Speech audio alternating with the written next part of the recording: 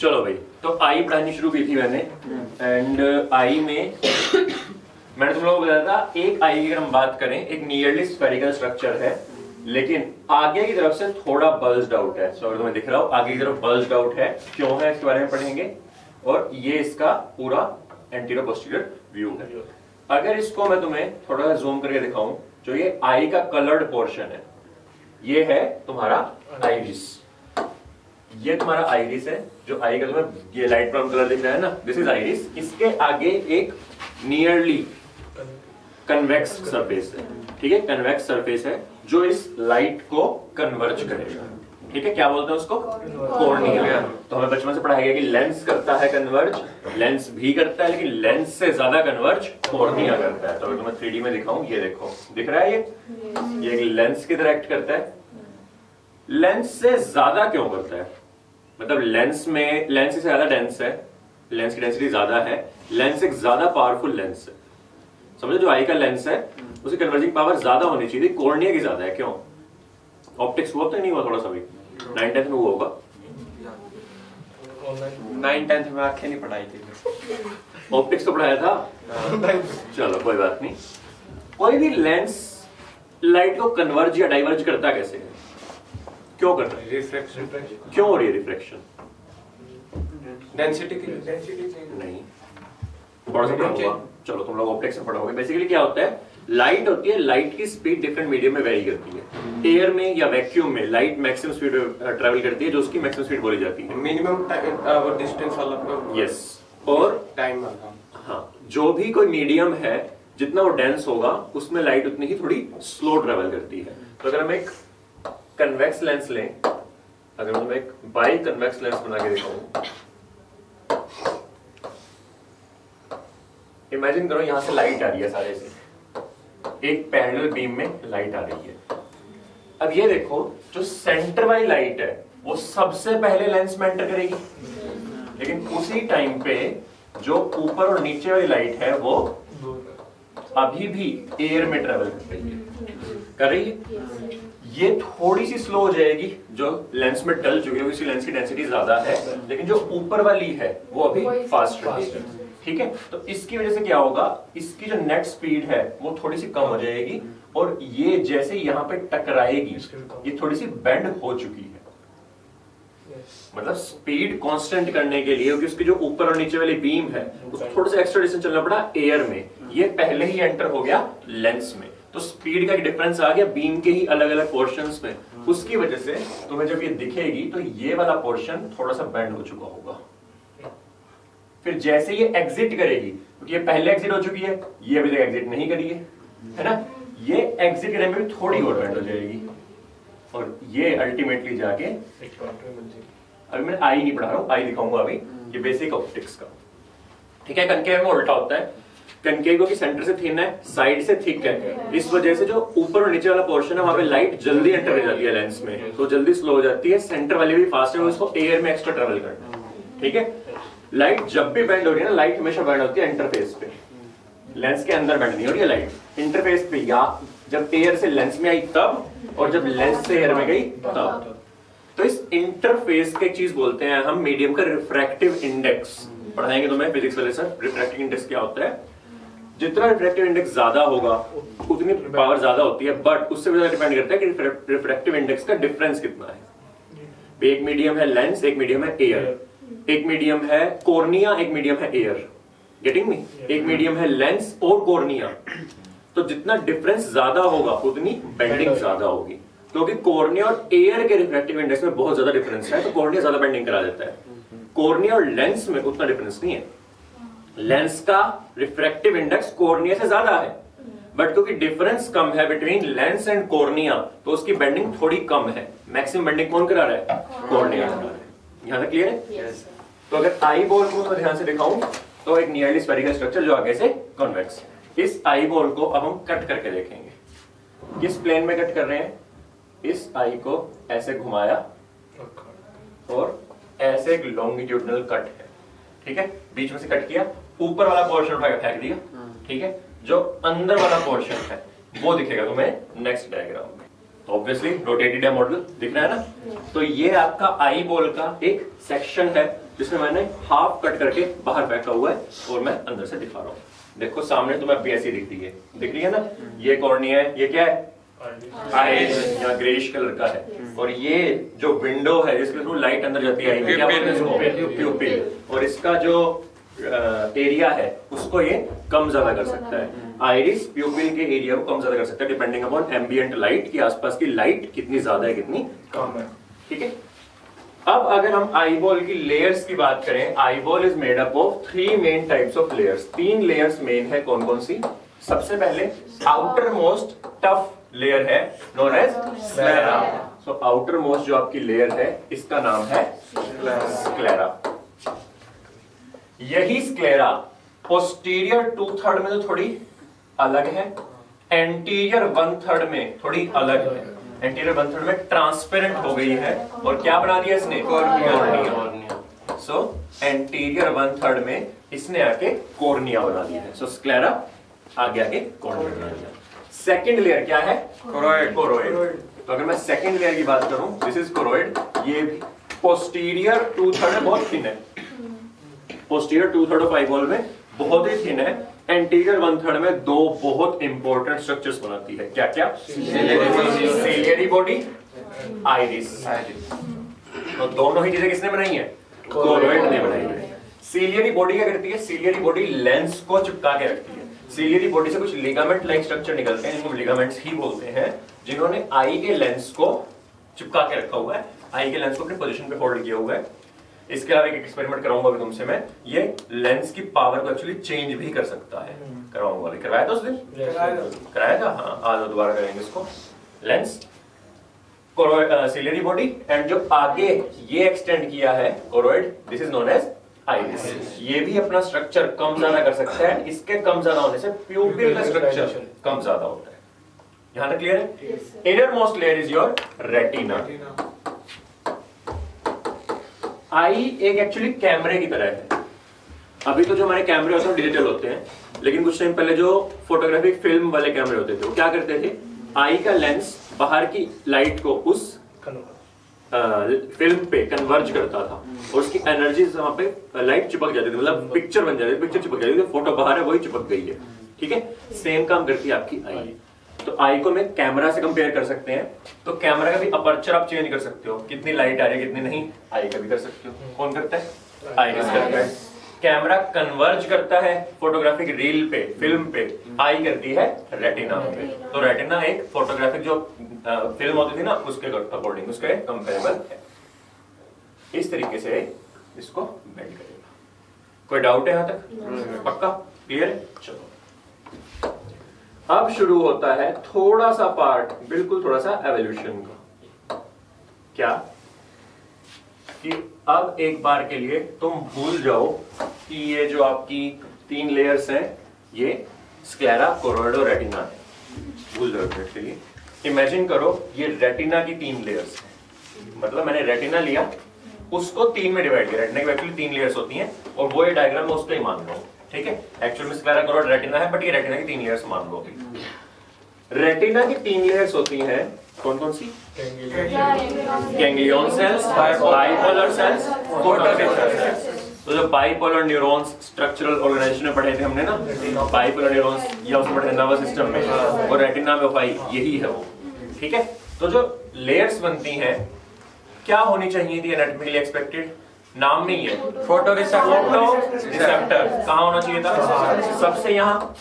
किसी के पास इमेज बनेगी यही एक्टिवेट होगा, यही होना चाहिए कि यहाँ फोटोरिसेप्टर होता, ये सिग्नल भेजता बाइपोलर को, बाइपोलर सिग्नल भेजता गैंग्लियन को, और गैंग्लियन ले जाता है इसको ब्रेन तक। यही होता है ऑक्टोपस में, हमारे अंदर नहीं होता। ठीक है, तो ऑक्टोपस में ऐसी ही अरेंजमेंट है।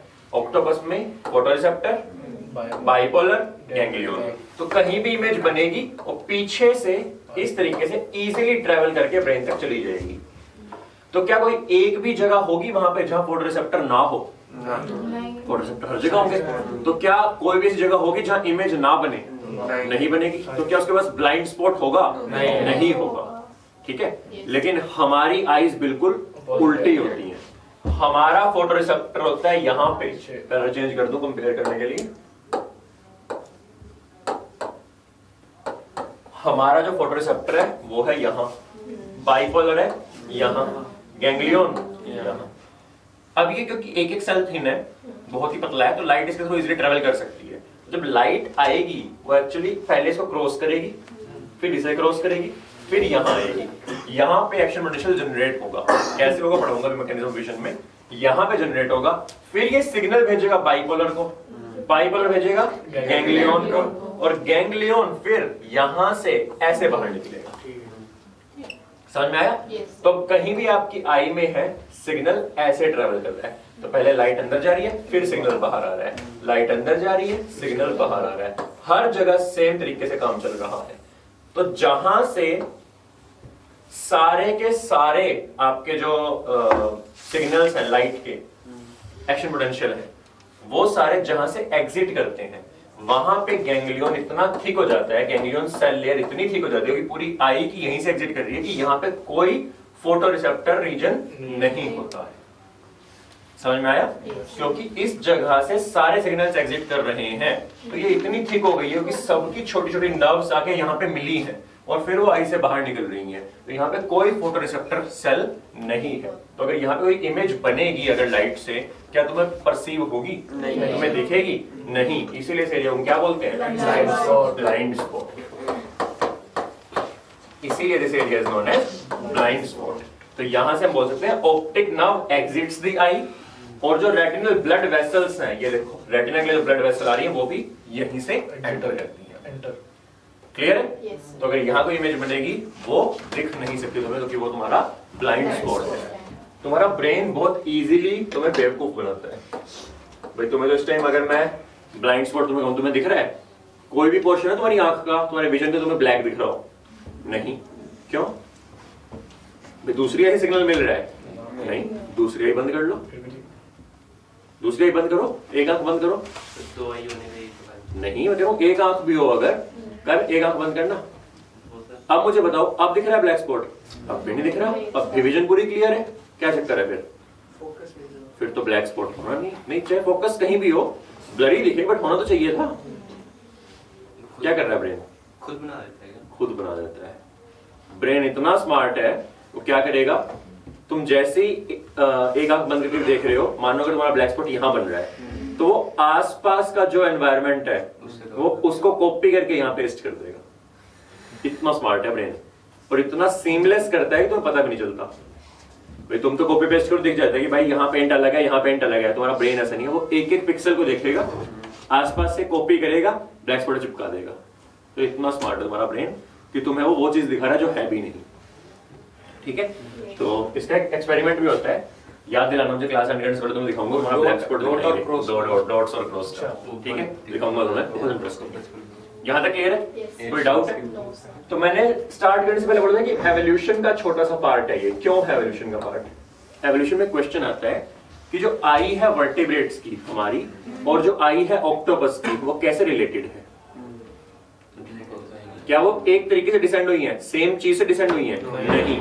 अगर सेम उससे डिसेंड होती, अगर वो सेम स्ट्रक्चर से डिसेंड होती, सेम स्ट्रक्चर से बनती, तो फिर दोनों की जो लेयर्स हैं वो एक जैसी होनी चाहिए थी। तो भले ही तुम्हें दिखने में एग्जैक्टली सेम दिखेगा, ऑक्टोपस की आई देखना, अपनी आई देखना, बिल्कुल सेम दिखेगी, लेकिन बिल्कुल अलग डेवलप हुई है। ऑक्टोपस के एंसेस्टर्स ने बिल्कुल अलग से डेवलप की है, तुम्हारे एंसेस्टर्स ने बिल्कुल अलग से डेवलप की है। काम दोनों का क्या है? सेम है, देखना है काम। तो कैसे ऑर्गन्स हुए? Analogous organs. पढ़ाऊंगा तुम्हें एवोल्यूशन में कि such organs which are not shared by ancestry, कि एंसेस्ट्री सेम नहीं है, फंक्शन सेम है, उनको हम बोलते हैं एनालॉगस ऑर्गन्स। ठीक है? तो यहीं पे लिख लो भले ऊपर छोटा सा, जब मैं एवोल्यूशन पढ़ाऊंगा तब ये चीज लिंक बहुत इजीली हो जाएगी। क्यों एनालॉगस ऑर्गन्स है? एनसीईआरटी बोल के छोड़ देती है eye of octopus and eye of vertebrates are analogous. क्यों? इसलिए क्योंकि जो लेयर्स हैं वो ऑपोजिट है। इस पे कुछ सालों पहले एक असर्शन रीजन आया था। असर्शन रीजन में असर्शन ये था कि जो हमारा ब्लाइंड स्पॉट है वो हमारी आई के पास होता है, क्यों बनता है वो? और रीजन दिया हुआ था कि जो 3 लेयर्स हमारी रेटिना की, they are reverse from what can be anatomically expected. वे जो होना चाहिए था उससे रिवर्स है। रीजन यही है, बिल्कुल यही है। और मैक्सिमम लोगों को नहीं पता था, क्योंकि उन्हें ये नहीं पता था कि भाई इसकी वजह से ब्लाइंड स्पॉट बना। उन्होंने कहा कि हाँ ब्लाइंड स्पॉट होता है उल्टी होती हैं क्यों होती हैं? कोई और रीजन होगा। मैक्सिमम लोग बी आंसर करके आए थे। आंसर क्या था? ए। इसलिए चीज पता होनी जरूरी है। कोई डाउट यहां तक? पक्का क्लियर है? चलो अब थोड़ा सा हम निटी-ग्रिटी डिटेल्स पढ़ लेते हैं विजन की, जितना तुम्हें जरूरी है। अच्छा उससे पहले थोड़ी सी और ऑप्टिक्स पढ़ा दूं तुम्हें मैं। सर कुछ नुकसान है ब्लाइंड स्पॉट का? नुकसान एज सच नहीं है, क्योंकि आपकी दो आईज हैं तो वो कवर कर लेता है भाई। जो जिसका एक का ब्लाइंड स्पॉट है दूसरे को दिख रहा है, तो एक्चुअल में क्या है वहां पे आपको ब्रेन आपका बता रहा है। दूसरी चीज, आपका ब्लाइंड स्पॉट आपकी पेरिफेरल विजन में होता है। अब पेरिफेरल विजन सेंट्रल विजन क्या होती है वही पढ़ाने लग रहा हूं, ठीक है। अब ऑप्टिक्स अगर तुमने बेसिक थोड़ी सी भी पढ़ी होगी तो तुमने ये देखा होगा कि हम जब भी लेंस सिस्टम लेते हैं हम पैरेलल लाइट रेज लेते हैं, पढ़ा है? और पैरेलल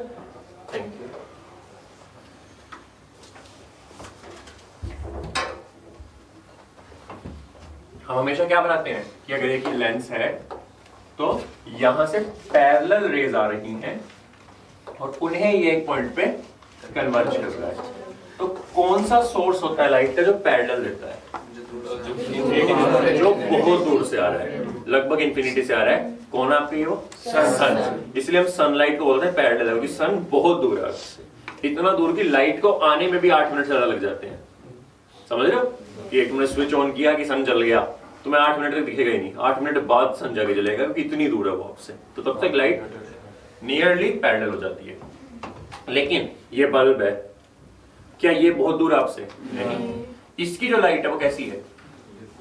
कैसी? डाइवर्जिंग। वो डाइवर्जिंग है। अगर ये सन है, बेसिकली क्या है, ये सन है, ये अर्थ है, तो हर एक चीज की ना डाइवर्जिंग होती है। डाइवर्जिंग का मतलब जो एक दूसरे से दूर जा रहा है। तो सनलाइट भी ऐसे जा रही है स्पेस में, हर डायरेक्शन में। अर्थ वो है, तो ये वाली जो रेज जा रही हैं जो डाइवर्ज हो रही हैं, लेकिन इतनी दूर आने के बाद वो नियरली पैरेलल हो गई। समझ में आया? लेकिन इमेजिन करो अगर यही चीज तुम्हारे बहुत पास है, तुम यहां हो और लाइट का सोर्स यहां है। अब जब इससे लाइट डाइवर्ज होगी तो जो तुम्हारे पास आ रही है क्या वो पैरेलल है? वो डाइवर्जिंग है। अब खुद इमेजिन करके बताओ कि लेंस के पास अगर एक लाइट आए पैरेलल और एक लाइट आए डाइवर्जिंग, किसे ये इजीली फोकस कर सकता है? पैरेलल को। डाइवर्जिंग को फोकस करने में, कन्वर्ज करने में इसको ज्यादा लगेगी। फिर तुम्हें दिखेगा क्लियरली। तुम्हारा जो फोकस पॉइंट है वो इतना छोटा सा है, सिर्फ ये। जो भी तुम्हें क्लियर दिखता है वो सारी इमेज सिर्फ और सिर्फ इस पॉइंट पे बनती है। पढ़ाऊंगा अभी, ये भी इस पॉइंट पे बनती है। बट तुम्हारे जो लाइट सोर्स है क्या वो यूनिफॉर्म है? नहीं। अगर मैं इसके पास खड़ा हो जाऊं बहुत डाइवर्जिंग है। सन को देखूं मैं, सन की वजह से देखूं बहुत दूर है, पैरेलल है। कोई ऑब्जेक्ट में जितना पास लाऊंगा वो उतना ही डाइवर्जिंग होता रहेगा। तो फिर भी तुम्हारी आई लगातार इस पे कैसे फोकस कर रही है? तुम्हारा जो लेंस है वो अपनी पावर चेंज कर सकता है। तुम्हारी कॉर्निया की पावर फिक्स्ड है, लेकिन तुम्हारा लेंस ज्यादा पावर शो कर सकता है।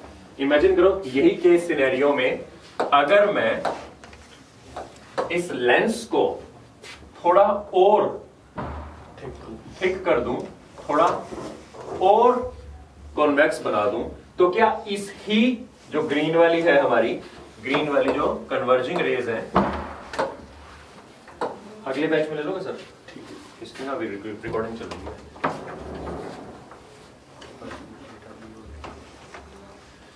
तो अगर ये लेंस थोड़ा सा और थिक हो तो ये क्या करेगा? इसी जो ग्रीन वाली है जो डाइवर्जिंग रेज है, इसको भी ये बहुत इजीली फोकस कर सकता है। किस पे? इस ही पॉइंट पे। समझ में आ रहा है? तो लेंस के मैं पावर बढ़ा दूं तो वो डाइवर्जिंग रेज को भी कन्वर्ज कर सकता है उसी पॉइंट पे जिसपे वो पैरेलल को कर रहा था अपनी पावर कम होने पर। यहां तक क्लियर है? तो ये काम करता है तुम्हारा लेंस।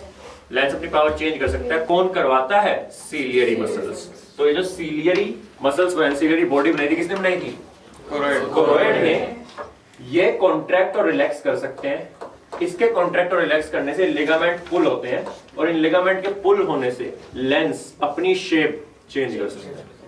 ठीक है, तो यही मैंने तुम्हें दिखाया था। एक एक्सपेरिमेंट करके करो मेरे साथ। फिंगर अपनी नोज के बहुत पास रखो, ठीक है, और अपनी फिंगर पे फोकस करो, और अपनी फिंगर, अपनी आई और मैं तीनों चीजें एक ही लाइन में रखना। समझ रहे हो? एक लाइन ऑफ विजन में। फिंगर को देखो बहुत ध्यान से, मैं ब्लर हूं, मैं भी दो भी दिख रहा हूँ मैं किसी को, है ना? अब बिना अपनी नेक हिलाए, बिना फिंगर हिलाए मुझ पे फोकस करो। अब फिंगर ब्लर हो गई है ना? दोबारा फिंगर देखो, दोबारा मुझे देखो। क्या हो रहा है? ये तुम्हारा लेंस पावर चेंज कर रहा है, क्योंकि तुम्हारी फिंगर तुम्हारे इतने पास है तो इसका लाइट सोर्स बहुत ज्यादा डाइवर्जिंग है। उसे कन्वर्ज करने में लेंस को अपनी पावर बहुत ज्यादा करनी पड़ेगी। बट जब तुम मुझे फोकस कर रहे हो, मेरी थोड़ी कम डाइवर्जिंग है, तो लेंस को थोड़ा कम पावर लगानी पड़ेगी। समझ में आ रहा है? तो एक्सपेक्ट कर सकते हो तुम कि कोई तो पॉइंट होगा जब लेंस अपना मैक्सिमम हो चुका होगा। क्या उसके बाद तुम्हें क्लियर दिख सकता है? नहीं दिख सकता। तो अपनी बुक के साथ करके देखो, अपनी बुक को पास लाते रहो और वर्ड्स पढ़ने की ध्यान करो, वर्ड्स पढ़ने की कोशिश करो। एक टाइम आएगा जब तुम्हें वर्ड्स दिखने बंद हो जाएंगे। करो सही, सारे करो, धीरे धीरे पास लाओ एक वर्ड पे फोकस करते हुए। कोई एक डिस्टेंस आएगा, उसके आगे तुम्हें वर्ड क्लियरली नहीं दिखेगा, तुम्हारे सिर में हल्का दर्द होने लग जाएगा। करते रहो। हुआ?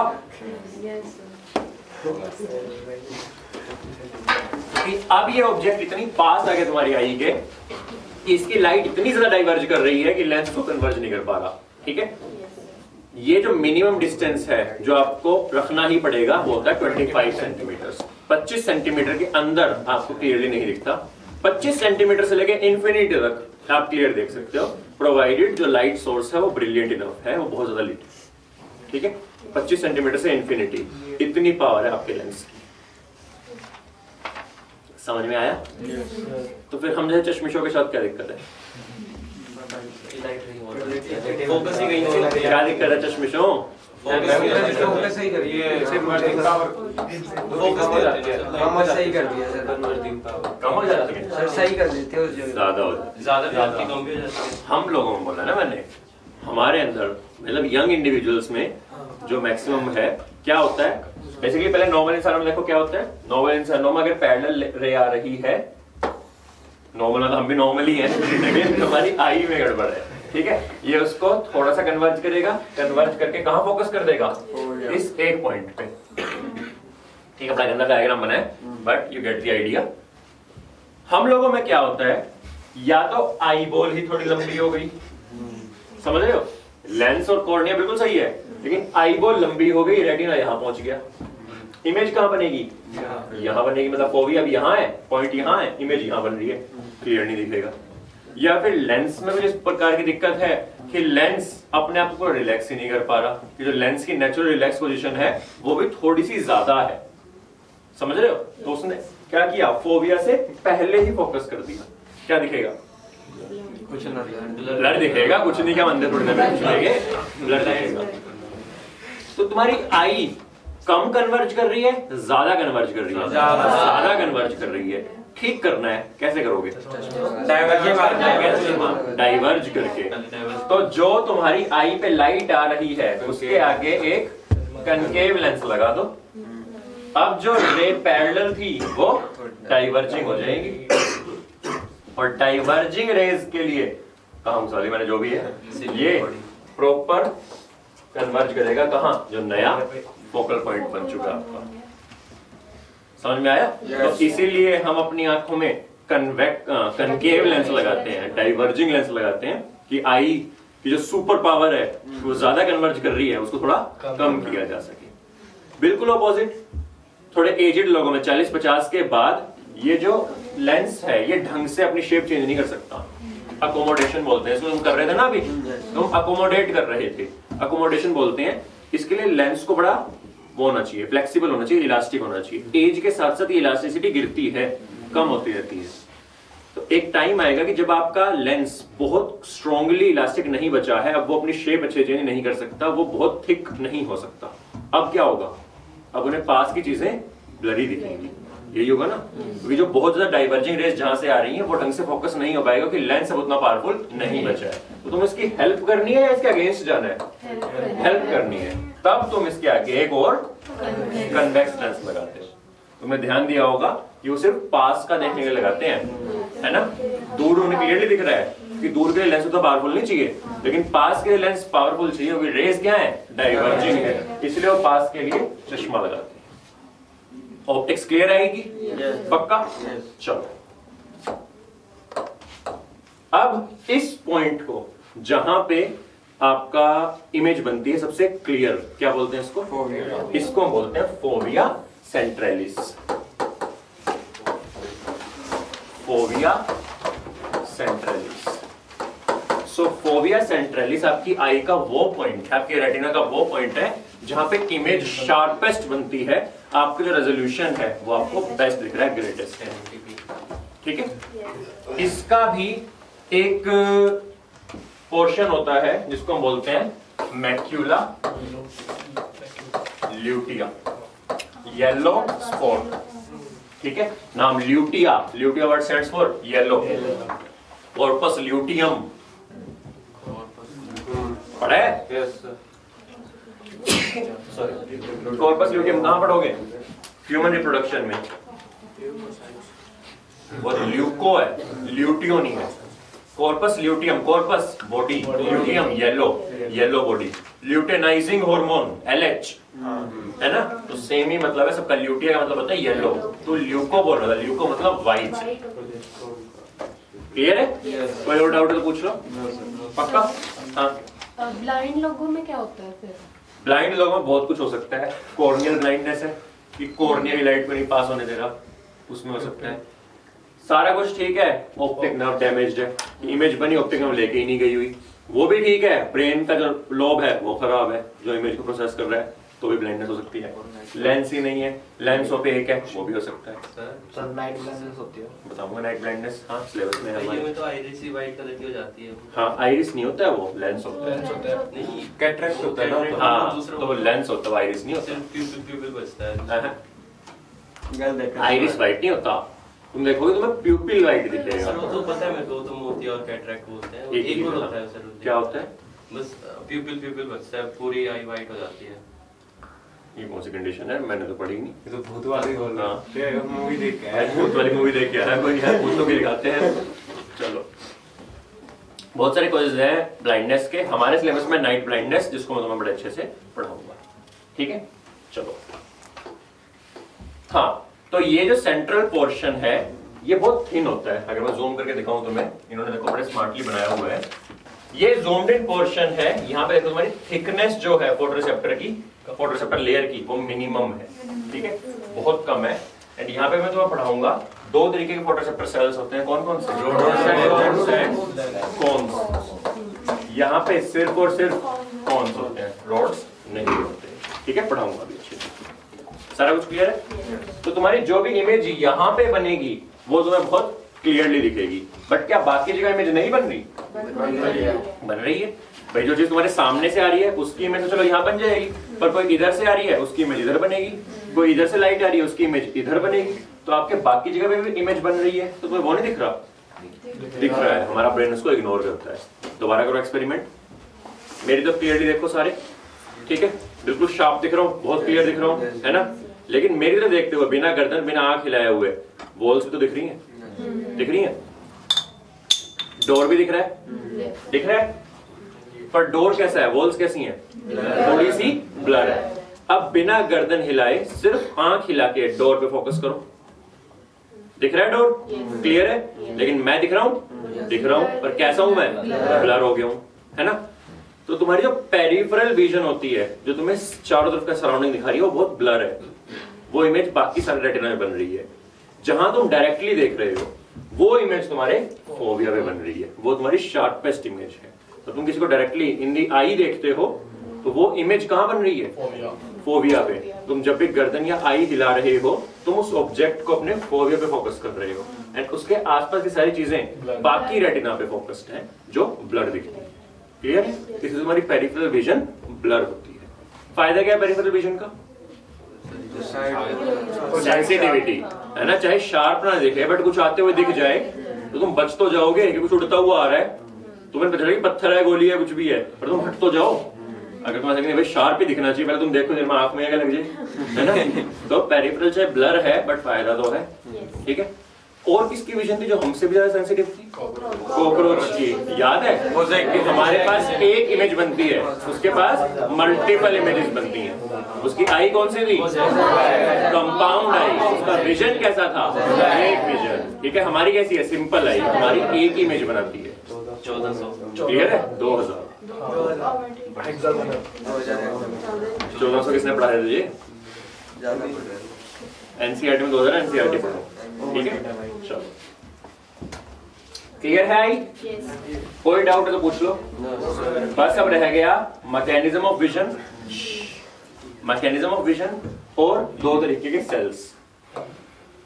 तो अगर आज घर जाके एक्सपेरिमेंट करना, जब रात को सोने लगे ना, सारी लाइट्स बंद करोगे जब तुम, तब 2 मिनट बाद आंख खोल के देखना, जब तुम दिख रहा है पहले तो अंधे हो जाओगे, फिर थोड़ी देर बाद दिखेगा। अच्छा क्यों दिखेगा थोड़ी देर बाद? प्यूपिल डायलेट कर जाएगा भाई। तुम जब ब्राइट लाइट में हो तो प्यूपिल बहुत छोटा है ना, लेकिन जब तुम लाइट ऑफ करोगे तो प्यूपिल एकदम से आइरिस धीरे धीरे उसको डायलेट करेगा। तो शुरू में तुम कुछ नहीं दिखेगा, तो प्यूपिल छोटा है, लेकिन जब प्यूपिल बड़ा हो गया तब तुम्हें दिखेगा, है ना।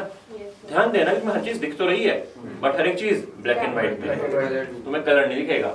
चाहे रूम में बेड है, बेड में कोई इंसान पड़ा हुआ है, ठीक है, कुछ और भी है तुम्हारे घर में, कुछ भी है, तुम्हें हर चीज की शेप दिखेगी, साइज दिखेगा, कलर नहीं दिखेगा। जैसे तुम लाइट ऑन कर देते हो, तुम्हें कहते थे इंसान तो मेरे पापा हैं जो पड़े हुए हैं, कलर दिखेगा, ठीक है। क्या डिफरेंस है दोनों विजन में? शेप और साइज वही रही, कलर कहां से आ गया? तुम्हारे पास दो तरीके के सेल्स हैं। सो आपकी फोटो रिसेप्टर एरिया में, फोटो रिसेप्टर जो आपकी लेयर है उसमें दो तरीके के सेल्स हैं, rods and cones. Rods are responsible for colour vision, rods are responsible for night vision. Night vision बोलना नहीं चाहिए, डस्क एंड डॉन विजन। जब लाइट बहुत ही कम है, जब जस्ट अंधेरा होने वाला है, उस टाइम पे होता है, उसको बोलते हैं ट्वाइलाइट विजन। Twilight vision. तो जब तुम्हारा ट्वाइलाइट है तब तुम्हें दिखता है, ये कैसा दिखता है? ग्रे स्केल में दिखता है, मतलब ब्लैक एंड व्हाइट दिखता है। जो तुम्हारे कॉन्स हैं, they are responsible for day vision, and इस टाइम पे आपको कलर्ड विजन दिखेगा, ठीक है। तो cones are responsible for coloured vision, rods are responsible for grey scale या ब्लैक एंड व्हाइट विजन, जो तुम्हें रात को स्कोटोपिक विजन भी बोलते हैं। इसको क्या बोलते हैं? स्कोटोपिक विजन, एंड इसको फोटोपिक विजन। कोई डाउट? पक्का? हाँ, अब ये दोनों काम कर रहे हैं एक तरीके से अभी कौन ज्यादा काम कर रहे हैं, तो ठीक है। कौन सा ओवरकम कर लेते हैं, कॉन्स की वो ज्यादा है, रेजोल्यूशन ज्यादा है, रोड्स की सेंसिटिविटी ज्यादा है, ठीक है। तो इस टाइम आपका ब्रेन कॉन्स के सिग्नल को ज्यादा परसीव कर रहा है, क्योंकि लाइट बड़ी अच्छी है। जैसे अंधेरा हो जाएगा, कॉन्स स्विच ऑफ हो जाएंगे, रोड्स को उसको क्या करना, परसीव करना शुरू करना पड़ेगा। क्लियर है? इसी रोड्स में क्या एक रोड्स के अंदर ही विटामिन ए का एक डेरिवेटिव होता है, ठीक है। विटामिन ए का technical name retinol. Retinol vitamin एक अल्कोहल है। विटामिन ए दारू मत पीने का, विटामिन ए मिल रहा है, वो अल्कोहल नहीं है, ठीक है। विटामिन ए रेटिनोल है।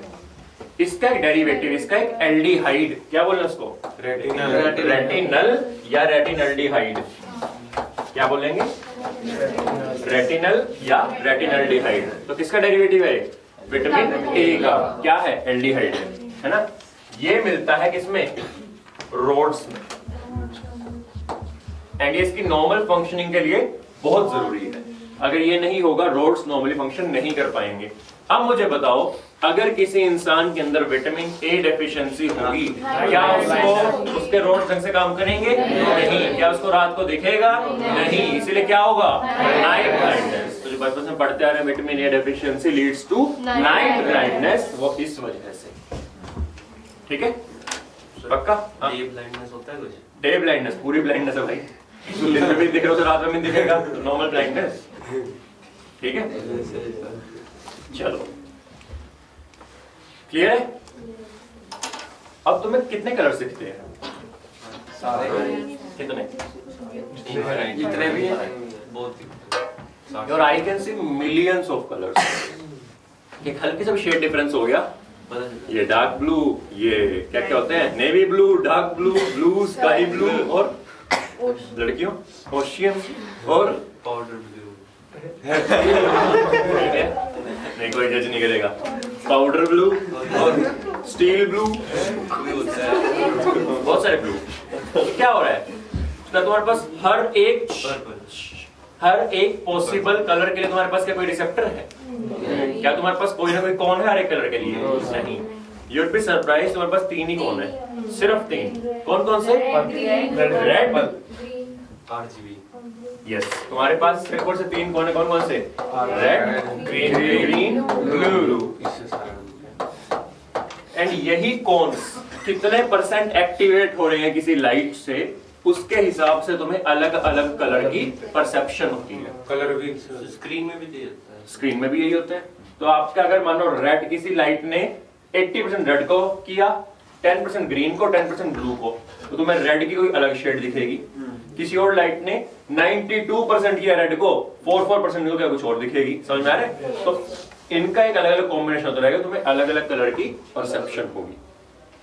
तो खुद इमेजिन करो, अगर इनमें से कोई कौन एब्सेंट है तो क्या कलर ब्लाइंडनेस है ना। अगर किसी इंसान में कोई एक कौन एब्सेंट है तो वो उस कलर को नहीं पहचान पाएगा। ठीक है, जेनेटिक्स में तुम लोग पढ़ोगे कि colour blindness x chromosome determine करता है। तो एक्स क्रोमोसोम पे प्रेजेंट होते हैं इसके जीन्स, इसलिए colour blindness x linked disorder है। और जितने भी एक्स लिंक्ड रिसेसिव डिसऑर्डर होते हैं, पढ़ूंगा सब पढ़ूंगा। X linked recessive disorders males में ज्यादा होते हैं, फीमेल्स में कम होते हैं। ठीक है, colour blindness is 20 times more common in males than in females. ठीक है, एनसीईआरटी में डाटा भी दिया हुआ प्लस 2 में। कितना?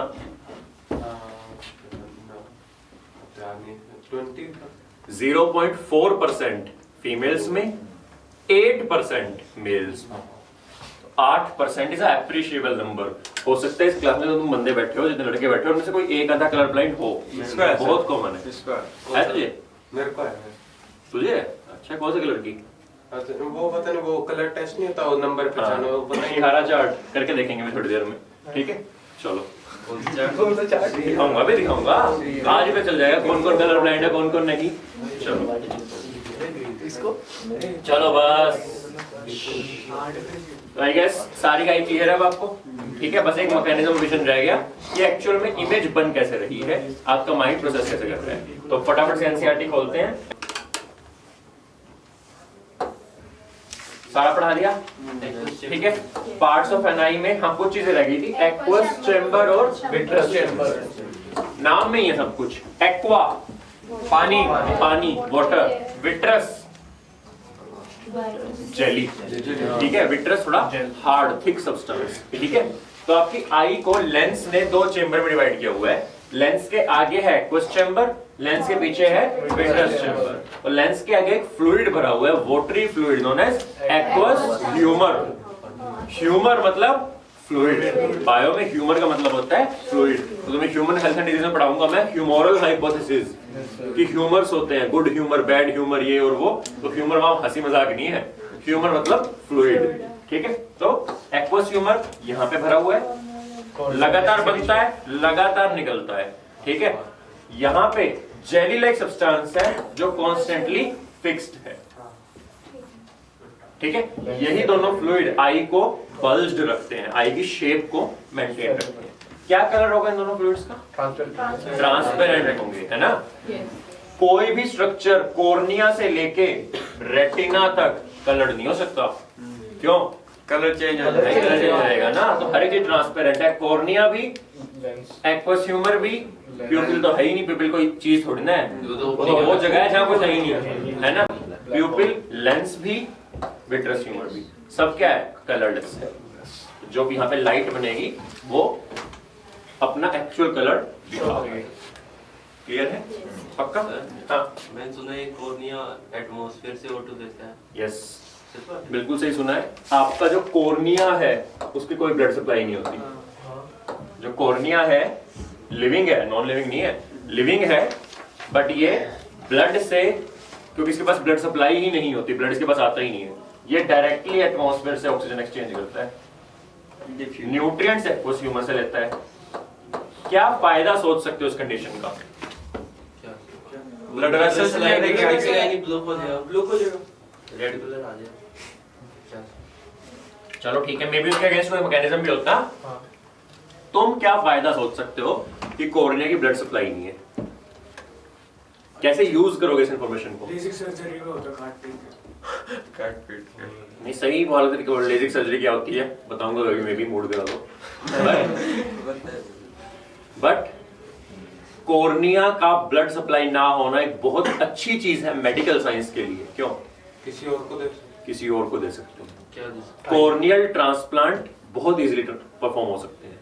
बाकी हर एक ट्रांसप्लांट करने के लिए आपको मैचिंग करनी पड़ती है ना, क्योंकि ब्लड आके, ब्लड में जो इम्यूनिटी है अगर वो फौरन हुआ उसको मार देगा, है ना, तो आप बहुत क्लोज रिलेटिव से ही ले सकते हो। लेकिन कॉर्निया ब्लड ही नहीं आ रहा, तो कोई भी इंसान किसी का भी कॉर्निया उठाओ, मर गया जो बेचारा, ऐसे नहीं जिंदगी कॉर्निया निकाल लो, मर गया उसका कॉर्निया निकाल लो, किसी को भी लगा दो। शरीर कॉर्निया रीजनरेट हो सकती है? नहीं, कॉर्निया एक लेयर, कॉर्निया की लेयर्स पढ़ोगे तुम एक्चुअली एमबीबीएस में, तो जो सुपरफिशियल लेयर होती है वो रीजनरेट कर सकती हैं, बट एक लेयर है उसके बाद अगर चोट लग गई फिर कॉर्निया रीजनरेट नहीं होता। ठीक है, बट कॉर्निया बहुत इजीली ट्रांसप्लांट किया जा सकता है। क्यों?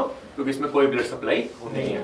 ठीक है, चलो सारा पढ़ा देना, स्क्लेरा, कॉर्निया, गोरोइड, सब कुछ हो गया।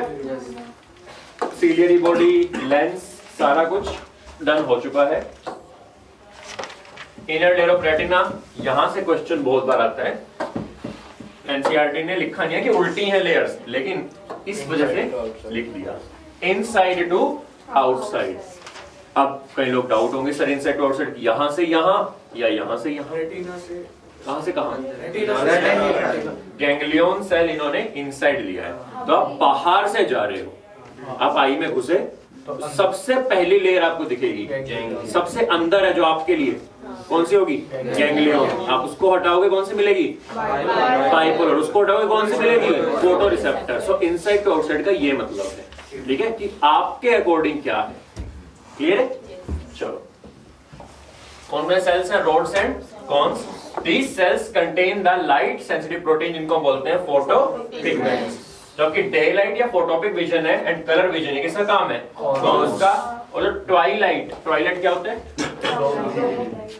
डॉन एंड डस्क, कि जब एटमॉस्फेरिक लाइट बहुत ही कम है, तो सनसेट और सनराइज के टाइम पे जो होता है, जस्ट सनसेट के बाद, जस्ट सनराइज से पहले, जब बहुत कम लाइट है, उस टाइम की विजन को हम बोलते हैं photopic vision. Black and white vision कौन कराता है? सॉरी, स्कोटोपिक विजन कौन कराता है? रोड्स कराता है, स्कोटोपिक विजन। ठीक है, रोड्स में क्या होता है? पर्पलिश रेड प्रोटीन, इसको बोलते हैं रोडोप्सिन या विजुअल पर्पल। और इसके अंदर क्या होता है? विटामिन ए का डेरिवेटिव रेटिनल। कौन से 3 तरीके के हैं? कौन कौन से? Red, green and blue light. कोई एक एब्सेंट होगा तो क्या हो जाएगा? लिख लो यहीं पे साइड में, अगर एब्सेंट होगा तो कलर ब्लाइंडनेस होगा। एक्स लिंक्ड रिसेसिव ट्रेट है, इसीलिए मेल्स में ज्यादा कॉमन है। कितना कॉमन? 20 times more common.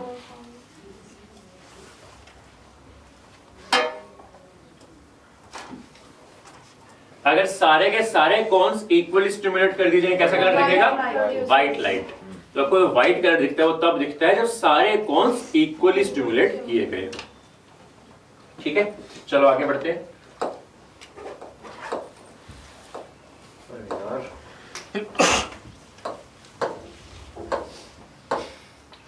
जहां की ऑप्टिक नर्व एग्जिट कर रही है आई को, और रेटिनल ब्लड वेसल्स जहां एंटर कर रहे हैं, ये पॉइंट है आपके पोस्टीरियर पोल से थोड़ा ऊपर और थोड़ा मीडियल। मतलब अगर ये आई बॉल है, यहाँ पे आई बॉल है, एक एंटीरियर पोल होगा, एंटीरियर मोस्ट पार्ट, एक पोस्टीरियर पोल होगा, है ना। इस पोस्टीरियर पोल से थोड़ा ऊपर, थोड़ा अंदर की तरफ, मीडियल मतलब टुवर्ड्स बॉडी लाइन। तो ये लेफ्ट आई है तो पोस्टीरियर पोल के यहां होगा, राइट आई है तो यहां होगा। समझ में आया? नहीं आया? इसको नहीं आया लड़की को। ये देख, ये बॉडी की मिड लाइन है, ये राइट आई है, ये लेफ्ट आई है, एक बड़ी है एक छोटी है। चलो ठीक है, इंसानों की होती है। चलो ये होगा उनसे बड़ी छोटी पोस्टीरियर पोल, यही होगा ना जिसका पोस्टीरियर मोस्ट पोर्शन है। इसके थोड़ा सा ऊपर और थोड़ा सा मीडियल, तो कहीं पे यहाँ मतलब थोड़ा ऊपर और थोड़ा मीडियल, ठीक है, थोड़ा सा नीचे हो गया लगभग यहाँ, समझ में आया? यहाँ पे बनता है आपका ब्लाइंड स्पॉट। क्यों? क्योंकि वहां से ऑप्टिक नर्व एग्जिट कर रही है and retinal blood vessels enter कर रही है। Collection So photoreceptor cells are not present in that region and hence it is called the blind spot. अगर तुम स्मार्ट होते तुम यहीं पे लिख लेते कि absent in the eye of octopus as लिख लिया, तो स्मार्ट बच्चे हो। as जो आपकी तीनों लेयर्स है रेटिना की वो रिवर्स है as compared to us। Sir आप एक आई बड़ी छोटी कह रहे वो तो मजाक कर रहा था, हो मजाक कर रहे हैं, सच में सच में भी हो सकती है पर इतना माइन्यूट डिफरेंस दिखता नहीं है। तो बड़ी छोटी दिखती है किसी को डिपेंड करता है कि आई, ये आपकी जो आईलिड है वो कितनी खुली है, ठीक है। चलो कई बार किसी को होता है कि फेशियल पैरालिसिस हो गया, एक आंख थोड़ी बंद हो गई, एक आंख खुली हुई है, आई तो उतनी ही है, जो आईलिड है उसने कवर कर लिया उसने। चलो वापस आ जाओ। इसी के पास में जो पोस्टीरियर पोल ऑफ आई है, इसी ब्लाइंड स्पॉट के लेटरल, मतलब ब्लाइंड स्पॉट हमने जहां बनाया उसके थोड़ा सा अवे क्या होता है, येलोइश पिगमेंटेड स्पॉट जिसको हम बोलते हैं मैक्यूला ल्यूटिया पूरे को, और जो सेंट्रल मोस्ट पोर्शन है उसको हम बोलते हैं फोविया सेंट्रलिस, इसलिए सेंट्रलिस है मैक्यूला का सेंट्रल पोर्शन। तो पूरा एरिया इज मैक्यूला ल्यूटिया, उसका भी सेंट्रल पोर्शन फोविया सेंट्रलिस, ठीक है। हाँ, ये येलो कैसे हो गया? येलो कैसे हो गया है, वो उसका कलर जब दिखने में येलो दिखता है, वो कुछ पिगमेंट्स वहां पे ऐसे होती है येलो कलर दे रहे हैं वो, कुछ गैंग्लियन और इसकी वजह से तो नहीं हुआ? फोटोरिसेप्टर आई गेस सिर्फ कॉन्स डेंसली पैक्ड है इस वजह से, फोटोरिसेप्टर सेल भरे हुए ना वहां पे, सिर्फ रोड्स तो है ही नहीं, उस वजह से कलर अलग होगा। The fovea is a thinned out portion of the retina where only the cones are densely packed. It is the point where the visual acuity or your resolution is the greatest. तो clarity जो दिख रही है greatest दिखेगी कहाँ पे? Fovea. ठीक है? The space between cornea and lens is called the aqueous chamber and contains a thin watery fluid called aqueous humor. Space between the lens and the retina is called vitreous chamber and यहाँ पे transparent gel होता है जिसको बोलते हैं vitreous। सारा हो गया। Last paragraph mechanism of vision. कोई डाउट है यहाँ तक तो पूछ लो। शुरू करते हैं मैकेनिज्म ऑफ विजन, ठीक है। क्या क्वेश्चन है भाई, बोलो। सर जो ऐसे क्यों कहते हैं कि सवेरे सनलाइट में देखना चाहिए हमको सूरज? कहते तो बहुत कुछ है, क्यों कहते हैं? नहीं सर, ठीक है, नंगे पैर चलना चाहिए और ये और वो बहुत कुछ चलता है, but as of now modern science के अकॉर्डिंग कुछ नहीं पता। मे भी कुछ होता हो, मे भी कुछ आगे पता चले, बट एज ऑफ नाउ अभी तक कोई एविडेंस नहीं है, ठीक है। चलो, अगर हम मैकेनिज्म ऑफ विजन की बात करें, humans can only see visible light. हमने अपने अकॉर्डिंग लाइट स्पेक्ट्रम का नाम ही रख दिया विजिबल, कि जो हमें दिख रही है। अलग अलग स्पेक्ट्रम होते हैं ना, बहुत हाई एनर्जी कौन कौन से, जैसे गामा, एक्सरे, उससे कम यूवी रेज, उससे भी कम विजिबल, ठीक है। तो अगर हम एनर्जी की टर्म्स में बात करें तो सनलाइट की बात कर रहे हैं, सनलाइट में होती है गामा रेज भी, एक्स रेज भी, ये तो आती नहीं अर्थ तक। फिर आती है यूवी रेज, उसके मैक्सिमम पोर्शन ओजोन रोक लेती है, कुछ पोर्शन आता है। फिर आती है विजिबल लाइट, जो आपको दिखती है, जिसमें आप कलर देख पाते हो। उससे भी कम एनर्जी इंफ्रारेड, उससे भी कम माइक्रोवेव, फिर रेडियो वेव, हाँ फिर रेडियो वेव्स सबसे कम। तो अब कुछ गधे बोलते हैं माइक्रोवेव से कैंसर होता है, माइक्रोवेव यूज करने से ये होता है। अब इसकी एनर्जी विजिबल से भी कम है, विजिबल और उसके बीच में भी इंफ्रारेड है, तो विजिबल से कुछ नहीं हो रहा, उससे क्या होगा।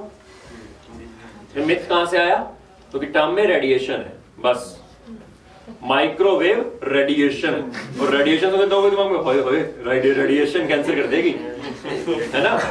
तो रेडिएशन टर्म इलेक्ट्रोमैग्नेटिक वेव के लिए यूज किया गया है, ना कि उस सेंस में कि रेडिएशन का कैंसर होगा। विजिबल भी रेडिएशन है, किसी को बोलना भाई विजिबल रेडिएशन बड़ी खतरनाक होती है, मत देखना कैंसर हो जाएगा, वो मान भी लेगा कि रेडिएशन है तो सही है, पर फिर आंखें बंद करते हैं जिंदगी, ठीक है। तो समझ के रखना माइक्रोवेव्स आर वेरी सेफ, क्योंकि सिर्फ उसमें रेडिएशन आ गया इसलिए लोग डरते हैं।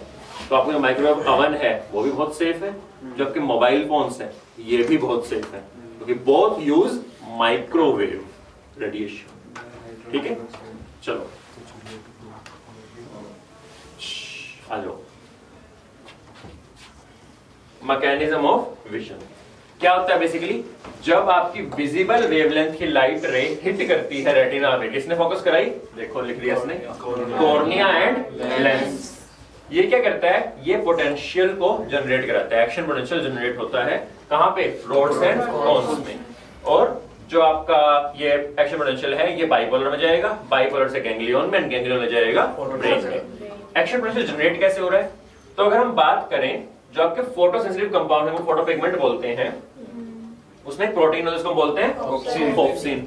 उसके साथ लगा हुआ है कौन? रेटिनल। तो अगर मैं डायग्राम दिखाऊं, ये मान लो अगर ऑप्सिन है, ये रेटिनल है, ये आपस में चिपके हुए हैं। ठीक है, ये रेटिनल है, ये ऑप्सिन। जैसे ही लाइट आके इसको हिट करेगी ये टूट जाएंगे, अलग अलग हो जाएंगे। ठीक है, जैसे लाइट ने आके हिट किया, रेटिनल और ऑप्सिन अलग अलग हो जाएंगे। रेटिनल अलग चला गया, ऑप्सिन अलग हो जाएगा। बट रेटिनल के अलग होते ही ऑप्सिन का स्ट्रक्चर चेंज हो जाता है। ठीक है, कुछ भी बना दिया मैंने, ऐसा नहीं होता, बस अलग दिखाने के लिए बनाया है। तो जैसे ही रेटिनल अलग हुआ, ऑप्सिन का स्ट्रक्चर चेंज हो जाएगा, ऑप्सिन की जो मेम्ब्रेन है वो चेंज हो जाएगी। और उस स्ट्रक्चर चेंज होने की वजह से मेम्ब्रेन परमेबिलिटी चेंज हो जाती है एंड उसकी वजह से एक्शन पोटेंशियल जनरेट हो जाता है। एक्शन पोटेंशियल ऑलरेडी पढ़ा चुका हूं, है ना? क्लियर है? तो एक्शन पोटेंशियल जनरेट होगा, वो कहां जाएगा? बाइपोलर सेल के पास, बाइपोलर से गैंग्लियन। लिखा हुआ है light induces dissociation of the retinal from obscene resulting in changes in the structure of the obscene. This causes membrane permeability changes. As a result, potential differences are generated in the photoreceptor cells. This produces a signal that generates action potentials in the ganglion cells through the bipolar cells. तो पहले कहां generate हुआ? Photoreceptor में, फिर bipolar में, फिर ganglion में. These action potentials, also known as nerve impulses, are transmitted by the optic nerve. कहां पे? Visual cortex area of the brain. तो याद करो cerebral cortex क्या था? Grey matter of the brain, है ना? तो उसमें अलग अलग पोर्शंस अलग अलग एरिया के लिए है।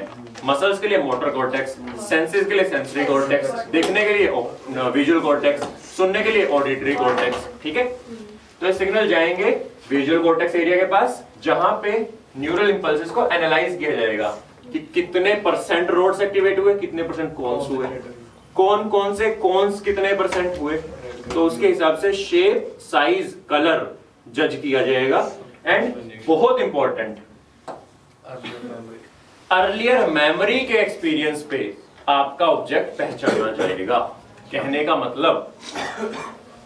का मतलब अगर कोई इंसान बचपन से ब्लाइंड है, मैंने उसको ठीक किया सर्जरी करके, मानो कॉर्नियल ब्लाइंडनेस थी, मैंने कॉर्नियल ट्रांसप्लांट कर दिया, अब उसकी इमेज बन रही है। तो जब मैं उसकी पट्टियां खोलूंगा, क्या उसको एकदम से सब दिखेगा? बॉलीवुड में दिखाते हैं माँ सामने खड़ी है, माँ है, वो पहचान लेते उसकी माँ है, ये दिखेगी माँ?